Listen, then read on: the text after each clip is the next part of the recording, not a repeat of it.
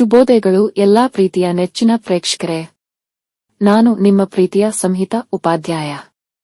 ಹೊಸದೊಂದು ವಿಡಿಯೋಗೆ ಎಲ್ಲಾ ನೆಚ್ಚಿನ ಪ್ರೇಕ್ಷಕರಿಗೆ ಸ್ವಾಗತ. ಆದರಣೀಯ ಎಲ್ಲಾ ನನ್ನ ಪ್ರೀತಿಯ ಪ್ರೇಕ್ಷಕರೇ, ನಿಮ್ಮಲ್ಲಿ ನನ್ನದೊಂದು ಕಳಕಳಿಯ ಬೇಡಿಕೆ, ಪ್ಲೀಸ್ ದಯವಿಟ್ಟು ನಮ್ಮ ಚಾನೆಲ್ಗೆ ಸಬ್ಸ್ಕ್ರೈಬ್ ಮಾಡಿ ನನಗೆ ನಿಮ್ಮ ಪ್ರೋತ್ಸಾಹವನ್ನು ತಿಳಿಸಿ. ಜೊತೆಗೆ ಈಯೊಂದು ವಿಡಿಯೋಗೆ ನಾನು ನಿಮ್ಮಲ್ಲಿ ಕೇಳುವಂತದ್ದು ಕೇವಲ ಒಂದೇ ಒಂದು ಲೈಕ್ ಅಷ್ಟೇ. ಪ್ಲೀಸ್ ದಯವಿಟ್ಟು ಈಗಲೇ ಲೈಕ್ ಮಾಡಿ. ಪ್ರಿಯ ಗೆಳೆಯರೇ, ಗೃಹಲಕ್ಷ್ಮಿ ಯೋಜನೆಯು ಜಾರಿಯಾಗಿ ಇದೀಗ 1 ವರ್ಷ ತುಂಬಿದೆ.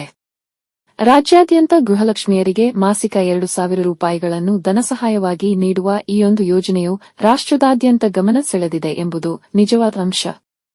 ಗೃಹಲಕ್ಷ್ಮಿ ಯೋಜನೆಗೆ 1 ವರ್ಷವಾಗುತ್ತಿದ್ದಂತೆ ಇದೀಗ ಒಂದು ಗುಡ್ ನ್ಯೂಸ್ ಸಿಕ್ಕಿದೆ. ಮಾನ್ಯ ಸಚಿವೆಯಾದ ಶ್ರೀಮತಿ ಲಕ್ಷ್ಮೀ ಹೆಬ್ಬಾಳ್ಕರ್ ಅವರು ಗೃಹಲಕ್ಷ್ಮಿ ಯೋಜನೆಯ ಬಾಕಿ ಇರುವ 12ನೇ ಮತ್ತು 13ನೇ ಕಂತಿನ ಹಣವನ್ನು ಒಟ್ಟಾಗಿ ಒಟ್ಟು ಮೊತ್ತ 4,000 ರೂಪಾಯಿಗಳನ್ನು ಒಮ್ಮೆಲೇ ಗೃಹಲಕ್ಷ್ಮಿಯರ ಖಾತೆಗಳಿಗೆ ಜಮೆ ಮಾಡಲಾಗುವುದು ಎಂದು ಹೇಳಿದ್ದು, ಜೊತೆಗೆ 1 ವಾರದೊಳಗೆನೇ ಈಯೊಂದು ಗೃಹಲಕ್ಷ್ಮಿ ಯೋಜನೆಯ 12ನೇ ಮತ್ತು 13ನೇ ಕಂತಿನ ಒಟ್ಟು 4,000 ರೂಪಾಯಿಗಳನ್ನು ಜಮೆ ಮಾಡಲಾಗುವುದು ಎಂದು ಹೇಳಿದ್ದಾರೆ. ಇದುವೇ ಗೃಹಲಕ್ಷ್ಮಿ ಯೋಜನೆಯ 12ನೇ ಮತ್ತು 13ನೇ ಕಂತಿನ ಹಣದ ಬಗ್ಗೆ ಸದ್ಯಕ್ಕೆ ದೊರಕುವ ಮಾಹಿತಿಯಾಗಿರುತ್ತದೆ. ಮಾನ್ಯ ವೀಕ್ಷಕರೇ, ಇದಿಷ್ಟು ಈಯೊಂದು ವಿಡಿಯೋನಲ್ಲಿ. ನೀವೇನು ನಮ್ಮ ಚಾನೆಲ್ಗೆ ಹೊಸದಾಗಿ ಬಂದವರಾದರೆ ಅಥವಾ ಇನ್ನೂ ಸಹ ನಮ್ಮ ಚಾನೆಲ್ಗೆ ಸಬ್ಸ್ಕ್ರೈಬ್ ಆಗದಿದ್ದರೆ ದಯವಿಟ್ಟು ಸಬ್ಸ್ಕ್ರೈಬ್ ಮಾಡಿ ನಿಮ್ಮ ಪ್ರೋತ್ಸಾಹವನ್ನು ತಿಳಿಸಿ.